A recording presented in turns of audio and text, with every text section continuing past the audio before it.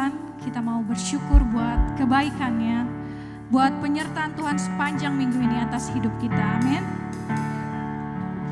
Saya undang kita semua untuk bangkit berdiri.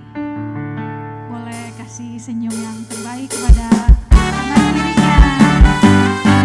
Katakan Tuhan Yesus baik.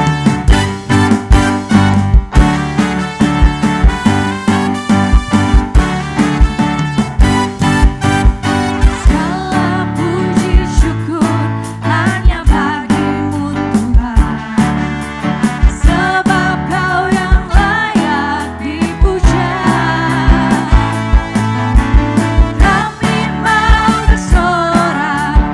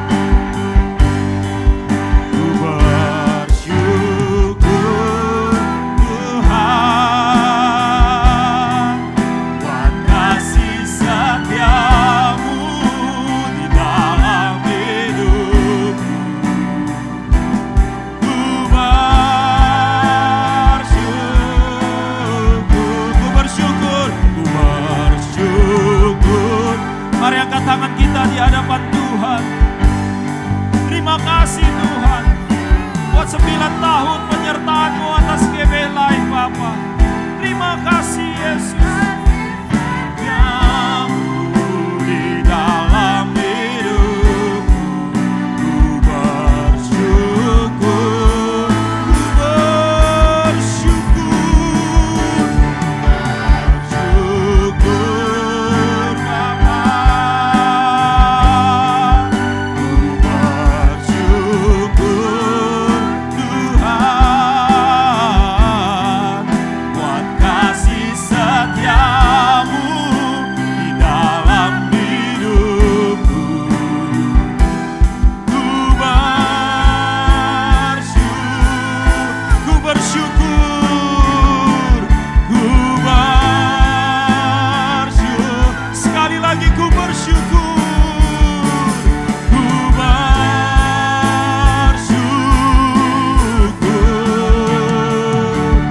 Tuhan.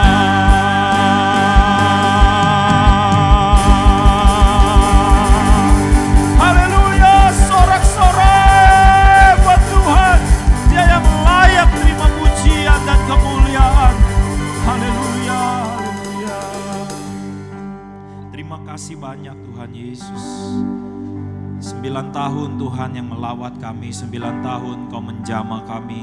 Dan kami bersyukur Tuhan, Engkau setia. Bahkan sekalipun kami tidak setia Tuhan. There's sometimes we ups and down. Ada saat kami rajin ibadah, ada saat kami malas beribadah, ada saat kami percaya kepadamu, ada saatnya kami meragukan Engkau Tuhan. Tetapi Engkau tetap percaya kepada kami, Engkau tetap setia menyertai kami, Engkau tetap setia untuk menopang setiap kami. Terima kasih banyak Tuhan Yesus. Kami percaya Engkau juga yang terus setia untuk menyertai kami di tahun-tahun yang akan datang. Sehingga kami akan melihat lebih banyak lagi mujizat dan kuasa kebaikan-Mu Tuhan. Melawat setiap kami Bapa. Urapi setiap kami yang akan mendengarkan firman-Mu Bapa. Terkhusus hamba Tuhan, biar setiap kata, setiap kalimat Roh Kudus sendiri yang berbicara dengan bahasa yang paling mudah kami mengerti. Kami membuka hati dan pikiran kami Tuhan Yesus. Kita yang siap dengar firman Tuhan sama-sama katakan amin, amin, amin. Silakan duduk saudara, shalom. Happy birthday buat kita semua. Dan yang pertama-tama saya ingin ucapkan terima kasih buat semua para pelayan Tuhan yang sudah melayani dari awal, atau ada yang dari tahun kedua atau mungkin dari tahun ketiga ya. Saya mau mengucapkan terima kasih buat pelayanan saudara, buat apa yang saudara tabur di GB Live. Dan juga buat jemaat yang yang hadir, yang beribadah dari awal GB Live berdiri. Saya juga mengucapkan terima kasih buat kesetiaan saudara. Dan sesudah ibadah kita ada acara jamuan kasih. Jadi buat saudara yang juga membawa berkat untuk dibagikan, ya saya juga mengucapkan terima kasih untuk kita bisa bersama-sama bersukacita dan merayakan. Mungkin saudara nanti bisa makannya juga di lantai 2 ini, silakan ya, jangan takut kotor. Karena kalau dibawa semua nanti penuh, dan kalau sampai keluar agak kurang pas karena lagi bulan puasa saudara. Dan buat saudara yang mungkin ikutan berpuasa, selamat menjalaninya, semoga barokah buat kita semua saudara. Haleluya. Tema bulan April ya, di dalam hati saya Tuhan taruh tema bulan April ini adalah kesetiaan Tuhan. Katakan bersama saya, kesetiaan Tuhan. Kita buka firman Tuhan di surat Paulus 2 Timotius 2 ayat 1 sampai 13. 2 Timotius 2 ayat 1 sampai 13. Kalau saudara sudah ketemu, saya mau mengajak kita semua membaca firman Tuhan dengan sikap hormat, dengan bangkit berdiri. Saya akan baca ayat yang ganjil, Bapak Ibu sekalian akan baca ayat yang genap. Ya, saya ganjil, jemaat sekalian baca ayat yang genap. Yang sudah ketemu boleh katakan amin. Judul perikopnya adalah panggilan untuk ikut menderita. Sebab itu, hai anakku, jadilah kuat oleh kasih karunia dalam Kristus Yesus, saudara.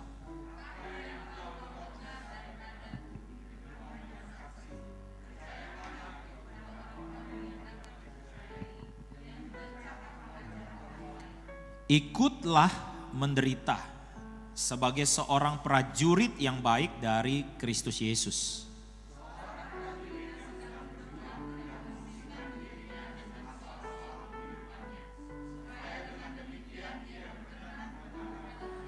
Seorang olahragawan hanya dapat memperoleh mahkota sebagai juara apabila ia bertanding menurut peraturan-peraturan olahraga.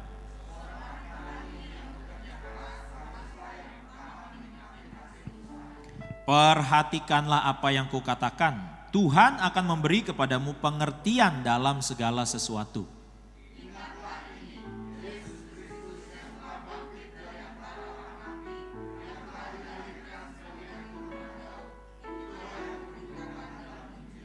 Karena pemberitaan Injil inilah aku menderita, malah dibelenggu seperti seorang penjahat. Tetapi firman Allah tidak terbelenggu.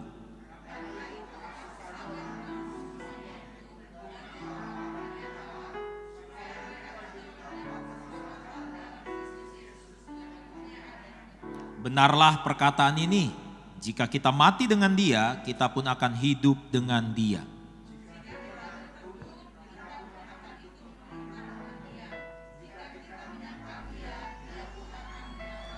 Ayat 13 kita baca sama-sama 1, 2, 3. Jika kita tidak setia, Dia tetap setia.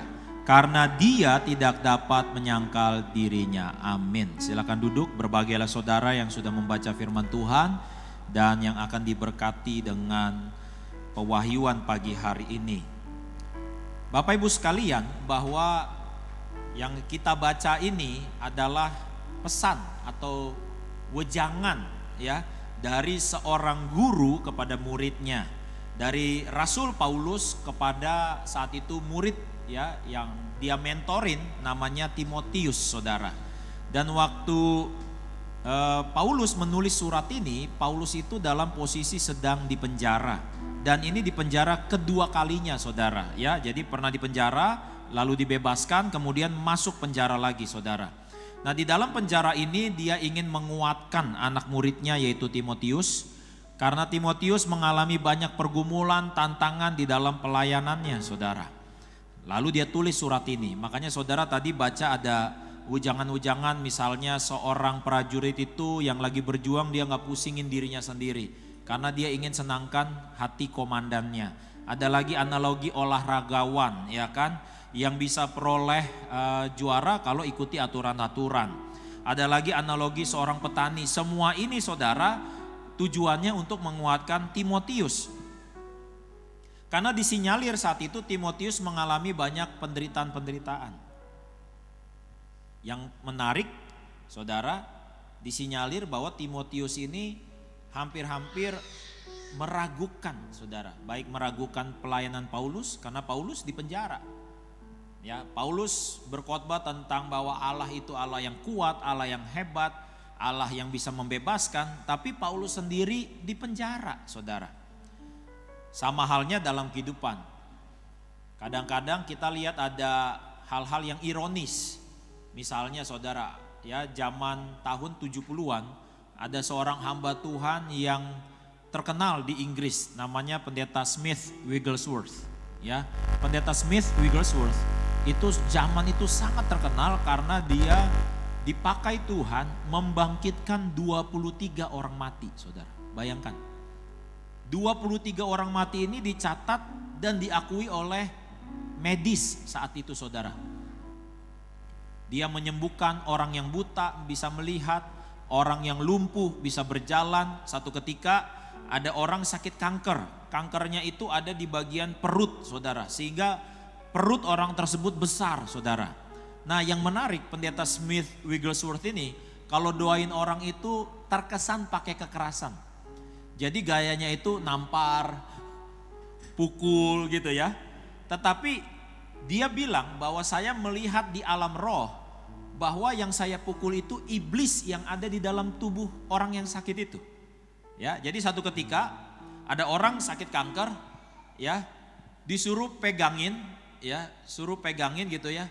Dia doain, ya, ada orang jadi di belakangnya sakit kanker itu didoain. Nah, pas didoain orang ini jatuh gitu ya, jatuh saudara. Jatuh maksudnya rebah dalam roh gitu ya karena hadirat Tuhan. Tetapi orang yang di belakangnya itu nggak boleh pegangin. Sehingga orang ini jatuh, bok gitu. Terus dibilang bangunin lagi, bangunin. Bangunin didoain. Didoain mau jatuh lagi dibilang jangan pegangin, jadi buk jatuh lagi. Lalu semua jemaat saat itu saudara mulai panik. Mulai berpikir bahwa pendeta Smith ini gila katanya. Melakukan pembiaran sehingga orang itu bisa kemungkinan terluka. Sampai ketiga kalinya saudara semua udah mulai panik.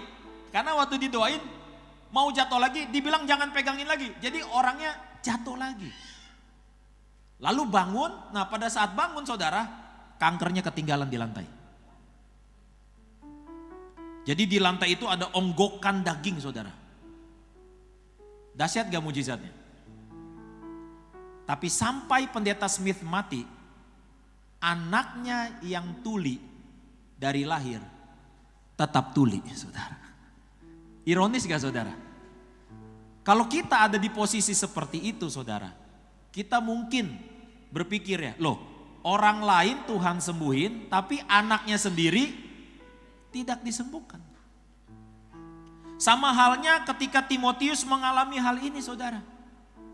Saudara mungkin ingat pernah sekali ya Tuhan itu bebasin Paulus dari penjara. Kalau saudara ingat kisah para rasul ya Paulus dan Silas. Ya, di penjara lalu Tuhan kirim malaikat bebas. Tapi kali ini saudara enggak bebas. Kali ini bahkan 2 kali di penjara. Dan ada keraguan-raguan di dalam hati Timotius saudara di dalam pelayanannya. Saya juga dalam melayani ada kalanya ragu-ragu. Yang paling tahu mungkin menurut saya adalah istri saya. 9 tahun saya menggembalakan sebagai gembala di GB Life. Enggak selalu seperti yang saudara lihat di depan mata. Pernah saudara ya satu titik saya berpikir, I think stop aja kali lebih enak gitu ya. Saya pikir-pikir ngapain capek-capek jadi gembala. Biasanya habis ibadah seperti ini pun saya melanjutkan pekerjaan. Too many things to do menurut saya. Ada begitu banyak yang harus saya lakukan. Satu ketika saya ketemu seorang kawan saudara, dikenalin sama kawannya orang Amerika. Lalu dia tanya pekerjaan saya apa, saya sebutin. Saya bekerja di sebuah perusahaan, saya juga gembala, sometimes saya ngajar sebagai dosen. Lalu dia bilang begini, wow, too many jobs in one person katanya. Terlalu banyak pekerjaan di dalam diri satu orang. Saya pikir-pikir benar juga. Ada kalanya saya down, saya share ke istri. Sampai satu ketika saya berpikir mungkin saya butuh partner yang bisa memahami saya. Tapi Tuhan juga gak kasih-kasih. Ketika ngadepin tantangan bukan hanya di dalam pelayanan tapi juga di dalam pekerjaan. Ada kalanya saya pernah bilang sama istri, kepala nih kayak orang bahasa kita, kepala kayak mau pecah. Saya pikir itu yang dihadapi juga oleh Timotius saudara. Sehingga surat Paulus ini ditulis khusus untuk Timotius.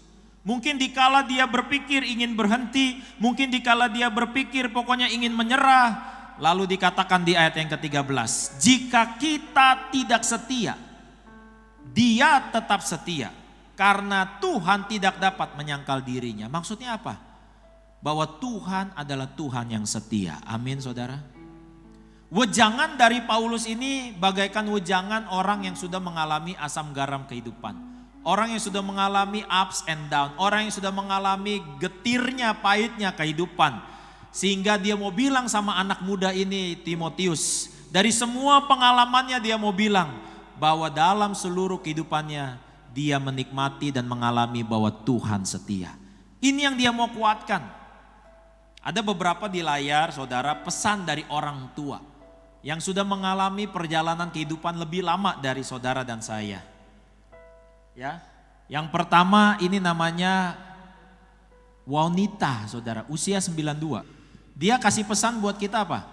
Eat, drink, and be merry. Jadi dia kasih pesan buat younger generation. Di sini dibilang advice for younger generation. Makan, minum, dan bergembiralah, gitu ya. Coba berikutnya. Nah kalau ini Archie usia 70, dia kasih pesannya work hard, kerja keras. Saya pikir-pikir ini yang saya lakukan juga, kerja keras. Pokoknya hidup tuh kerja keras, nggak ada yang instan. Kalau yang instan saudara nanti kejeblos kayak Indra Kents. Ya, nggak ada yang instan, kerja keras memang saudara. Ya, saya nggak tahu, mungkin Archie menyesal kali bahwa dulu hidupnya leha-leha, santai-santai, akhirnya segala sesuatunya sudah terlambat. Jadi ini juga saya lakukan saudara, kerja keras gitu ya. Bahkan ada yang bilang mumpung kamu masih muda gitu kan. Oh iya, saya bilang kerja keras ya. Berikutnya Etna umur 81, dia kasih nasihat apa? Slow down. You do not always need to be in such a hurry. Jadi dia kasih pesan buat kita semua nih, pelan-pelan gitu ya. Kita nggak perlu semuanya buru-buru. Kita hidup di dalam era di mana ya orang tua akan nanya ke anaknya, kapan merit? Kita hidup era di mana orang tua yang anaknya udah merit ditanya apa lagi? Kapan hamil? Nggak pernah beres saudara. Selalu ditanya ekspektasi yang sebetulnya waktu saudara menikah, waktu saudara punya anak pada akhirnya, waktu saudara jadi bos pada akhirnya, ya mereka nggak peduli juga, ya. Dan dia kasih pendapat. Nah, orang yang lebih tua, yang sudah mengalami segala sesuatunya kasih pendapat buat kita semua yang masih muda. Ini yang sama yang dialami saudara oleh Timotius ketika dia diberi nasihat oleh Paulus, bahwa dia bilang sama Timotius, udah jangan nyerah. Masalah pasti ada, tapi ingat, walaupun kamu nggak rasakan kebaikan Tuhan, mungkin belum dijawab doamu, tapi Tuhan setia. Bahkan ketika kamu nggak setia, Tuhan tetap setia. Next. Kesetiaan muncul saudara menjadi penting ketika adanya namanya lembaga pernikahan. Perselingkuhan dikatakan terjadi saudara karena adanya lembaga pernikahan. Sebelum adanya lembaga pernikahan tidak ada yang namanya perselingkuhan. Ketika ada yang namanya lembaga yang disepakati bersama bahwa satu dengan yang lain itu harus setia, dan ketika ada pelanggaran terjadi, disitulah yang namanya cheat atau perselingkuhan. Zaman demi zaman, tahun demi tahun perselingkuhan makin samar-samar. Kalau dulu pasangan benar-benar secara fisik dengan pasangan yang berbeda, itu namanya perselingkuhan. Zaman sekarang definisi perselingkuhan makin luas, sampai-sampai ketika seorang suami menghapus chat WA-nya untuk tidak diketahui oleh istrinya, itu juga disebut perselingkuhan. Jangan merasa bersalah bapak-bapak di sini. Kesetiaan saudara membutuhkan dua komitmen satu dengan yang lain. Dulu zaman kelas 6 SD, saudara belajar pelajaran yang berikutnya. Saudara mengenal pelajaran ini yaitu simbiosis. Ada 3 jenis simbiosis. Yang pertama apa? Mutualisme katanya ya, mutualism. Ada simbiosis komensalism. Ada simbiosis parasit. Kalau mutualisme itu artinya si A dengan si B saling apa? Menguntungkan. Kalau komensalisme hanya satu pihak yang diuntungkan, tapi yang satu enggak untung dan juga enggak rugi. Saudara, dia tidak rugi tapi juga tidak untung. Yang untung hanya satu pihak. Tapi kalau parasit itu apa? Yang satu untung, yang satu rugi. Saya pikir-pikir saudara dan saya ada di mana terhadap hubungan kita dengan Tuhan. Tuhan sudah setia dengan kita. Bagaimana dengan hidup kita kepada Tuhan? Kira-kira kalau saudara berkaca dan bercermin nih, hubungan simbiosis saudara dan saya dengan Tuhan yang mana? Apakah saling menguntungkan? Atau memang kita hanya memanfaatkan Tuhan untuk kepentingan-kepentingan kita? Kita hanya datang kepada Tuhan karena hanya ada butuhnya. Kita ingin percaya Yesus karena kita gak mau masuk neraka. Kalau itu yang ada, kemungkinan besar hubungan simbiosisnya yang mana saudara? Yang parasit saudara. Yang satu diuntungkan, yang satu dirugikan. Sehingga di dalam perjalanan hidup kita, dengan kita mengetahui bahwa Tuhan tetap setia saudara, pada akhirnya saudara dan saya makin terus disempurnakan dan didewasakan di dalam Tuhan. Yang mau didewasakan katakan amin. Semua berproses, saya juga gak sempurna. Kemarin saya ke dokter yang sama yang Pak Sarino sama Bu Lili juga jalani. Jadi ceritanya mau jalan mulai Senin nih. Gitu. Ceritanya mulai jalan. Waktu diperiksa sama dokter, ya dia bilang bahwa Bapak nih terlihat dari luar bagus. Ya fit gitu ya. Tapi dalamnya nih katanya berantakan katanya. Dalamnya berantakan. Mungkin kalau dicek lebih dalam lagi katanya mungkin di dalam saya banyak inflamasi katanya. Peradangan. Karena pola hidup, pola makan yang saya jalani selama ini. Memang kan semuanya masalah rata-rata dari mulut ya saudara. Ya, antara apa yang keluar dari mulut saudara, ya, gosip, omongan, makian, hinaan, atau apa yang masuk ke dalam mulut kita, ya kan? Masalah semua di sana tuh, ya. Kadang-kadang dalam hidup kita juga begitu saudara, ya. Di luar terlihat oke, terlihat bagus banget. Tapi kan saudara nggak tahu dalamnya masing-masing orang. Pergumulan yang mereka hadapi, ketakutan yang mereka hadapi, semua yang mereka jalani. Tapi dalam semuanya itu pun saudara, mungkin orang bisa nggak terima kita.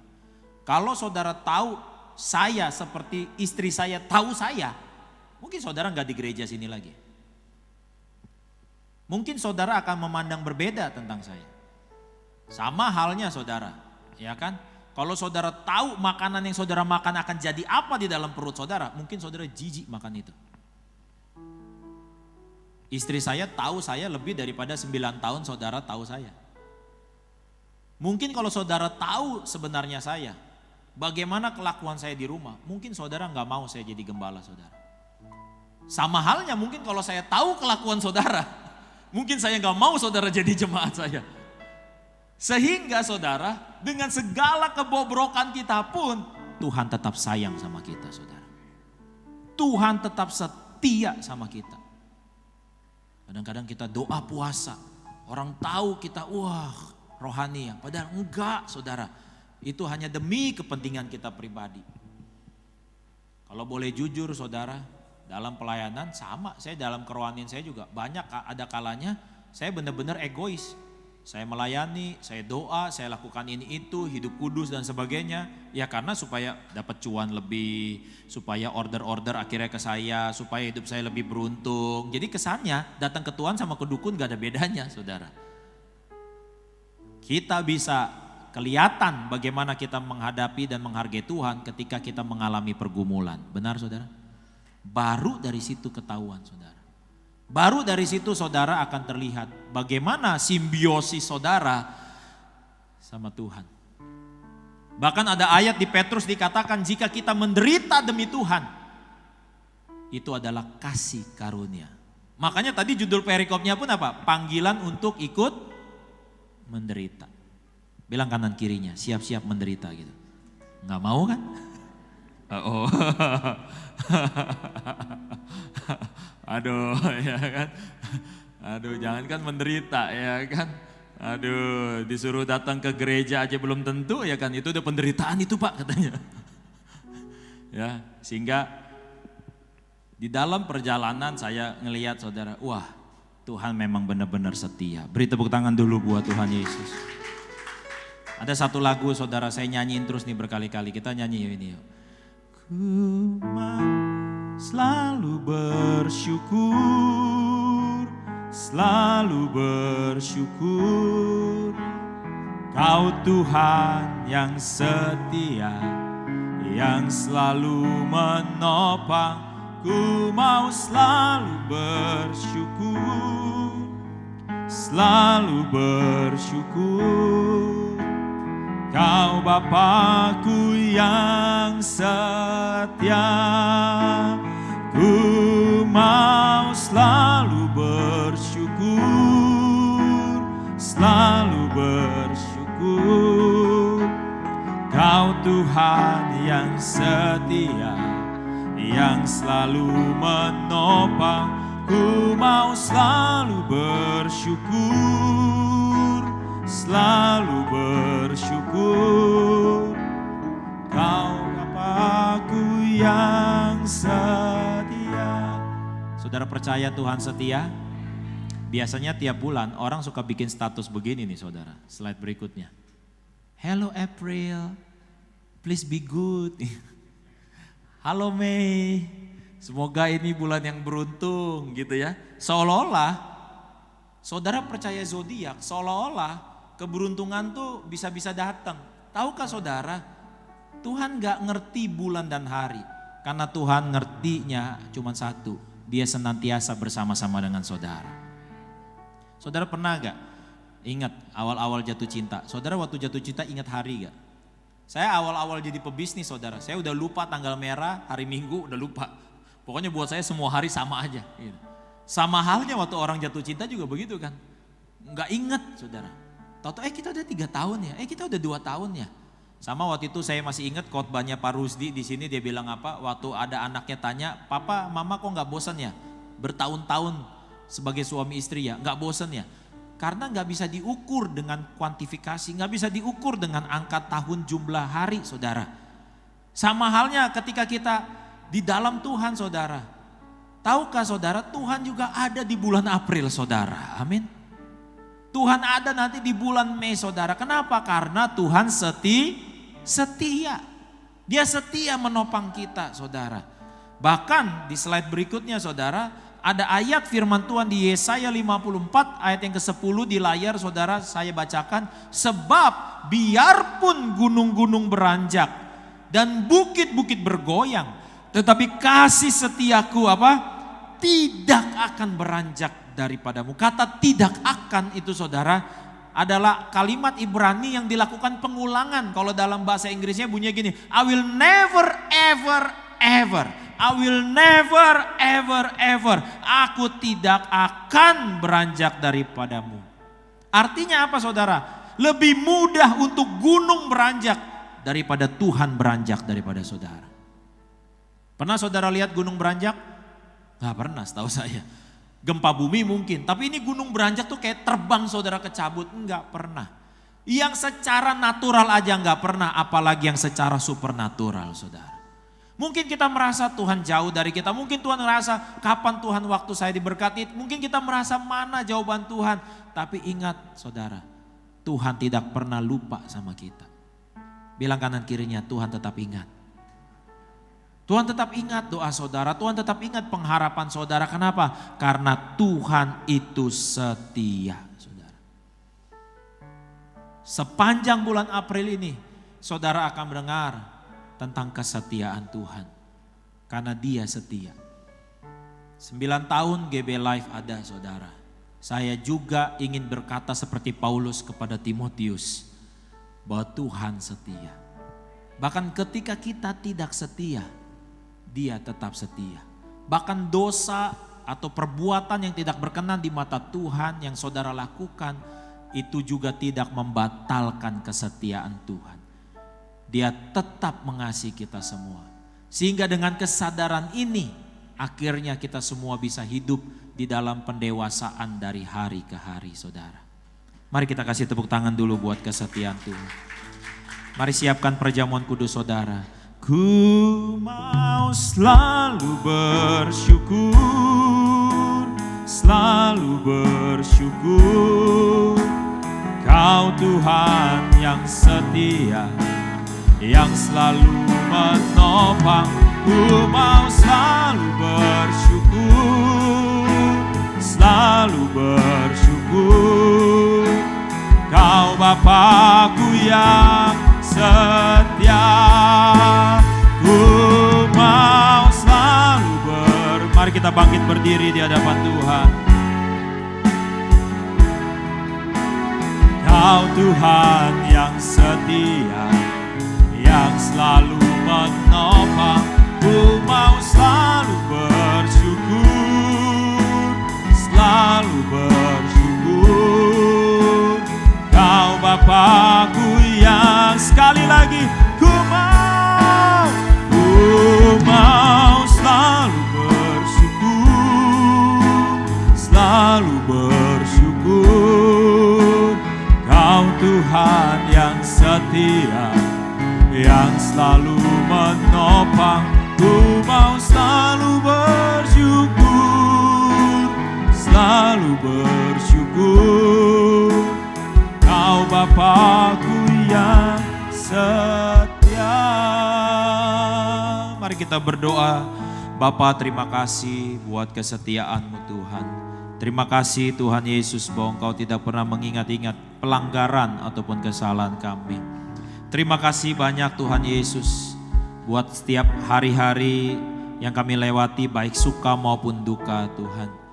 Biarlah Tuhan pewahyuan ini Tuhan menyadarkan setiap kami Tuhan, untuk kami terus maju di dalam Tuhan. Untuk kami tidak bersandar dengan apa yang kami lihat dan yang kami dengar secara natural. Karena kami percaya Tuhan Kau tidak pernah meninggalkan kami, sebab Engkau Tuhan yang setia. Mari angkat roti di tangan kanan saudara dan katakan bersama saya dalam nama Yesus, inilah roti yang turun dari sorga. Inilah tubuh Kristus, buat Tuhan Yesus sendiri yang telah pikul semua dosaku pada tubuhnya di atas kayu salib. Supaya aku yang mati bagi dosa, hidup oleh pembenaran, oleh bilur-bilurnya aku menjadi sembuh. Dalam nama Yesus, inilah tubuh Kristus, makanlah.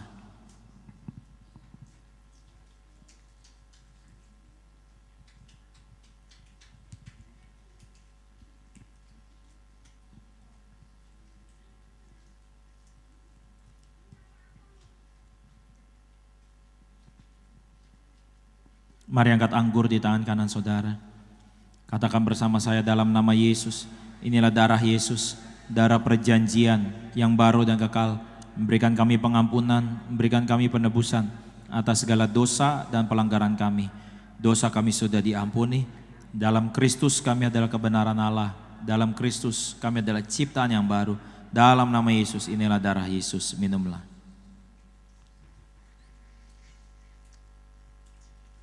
Ku mau selalu bersyukur, selalu bersyukur.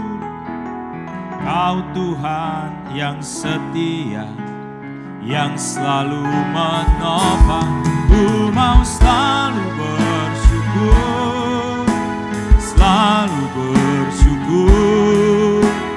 Kau Bapakku yang, mari angkat hatimu di hadapan Tuhan. Ku mau selalu bersyukur, selalu bersyukur. Kau Tuhan yang setia, yang selalu menopang.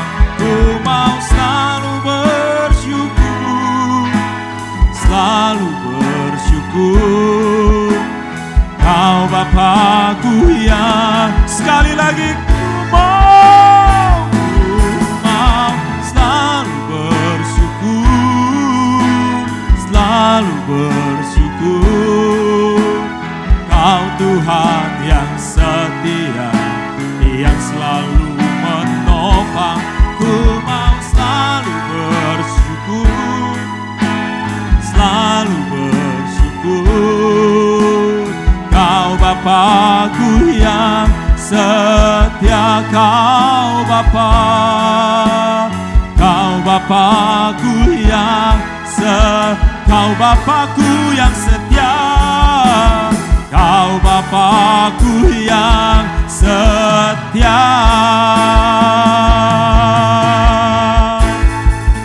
Terima kasih Tuhan Yesus buat firman-Mu Bapa. Terima kasih buat hadirat-Mu. Terima kasih buat kesetiaan-Mu Bapa. Biarlah kiranya kesetiaan-Mu juga Tuhan. Kami serahkan Tuhan Bapak Presiden Pak Joko Widodo beserta seluruh wakil dan juga jajaran-jajarannya Tuhan. Biarlah Tuhan bangsa ini Tuhan Kau tuntun. Jadi bangsa yang sejahtera, bangsa yang aman, bangsa yang makmur, dan bangsa yang mengenal Yesus Kristus Tuhan. Kau pakai gereja-gerejamu Bapa di dalam nama Yesus dimanapun berada Tuhan. Terkhusus kami juga GB Life Bapa, biarlah gereja ini Tuhan Yesus. Kami menjadi orang-orang yang Tuhan gerakkan memberkati bangsa-bangsa Tuhan. Yang diurapi Tuhan Yesus untuk memberitakan perbuatan-Mu yang ajaib Tuhan. Kau yang mengirim jiwa-jiwa ke tempat ini Tuhan Yesus. Bahkan jiwa-jiwa yang ada di tempat ini Tuhan, mereka menjadi anak-anak-Mu yang berbuah lebat di dalam Kristus. Terima kasih banyak Tuhan Yesus. Hamba berdoa buat setiap keluarga-keluarga Tuhan. Biar setiap keluarga yang ada di GB Live Tuhan, Kau berikan keharmonisan di dalam rumah tangga mereka Bapa. Kau memberkati anak-anak mereka Tuhan Yesus. Seperti anak panah di tabung pahlawan Tuhan Yesus.